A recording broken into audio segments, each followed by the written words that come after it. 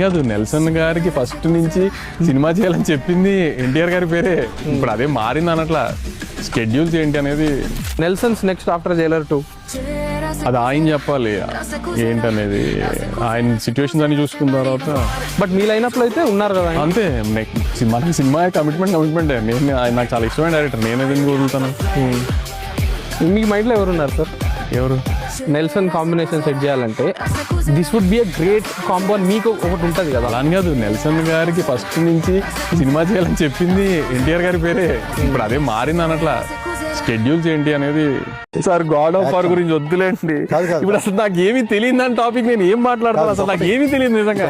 Vamsi producer గా ఆ cinema చేసి ఆ ప్రెజెన్స్ ఇదంతా కూడా కాదండి. వంశీ ప్రొడ్యూసర్ గా తన పేరు పడిన రోజు, ఆ చిత్రం మొదలు పెట్టిన రోజు మీ అందరినీ హ్యాండిల్ చేయమని తను వదిలేయబోతున్నాను. నాకు సంబంధం లేదు. మీరు తిట్టుకోవాలన్నా కొట్టుకోవాలన్నా వంశీ ఇన్ఛార్జ్ మీకు. నువ్వు నాకు నచ్చావు సినిమాలో సునీల్ అనుభవించు రాజా. వెంకటేష్ గారిని పంపించేగానే కూర్చొని ఎంజాయ్ చేస్తుంటాడు చూడండి, అలా ఉంటాను నేను. మిమ్మల్ని వంశీనే వదిలేస్తాను. వంశీ ఆ టార్చర్ నువ్వే పడు. నాగార్జున గారి వాయిస్ కొంచెం ఉంటుంది. తర్వాత మిగతా సినిమా అంతా ఇంకొక స్పెషల్ గెస్ట్ వాయిస్ ఓవర్ ఉంది. సో ఆయన సినిమా అంతా నెరేషన్ ఆయన ద్వారా వెళ్తుంది. రైట్.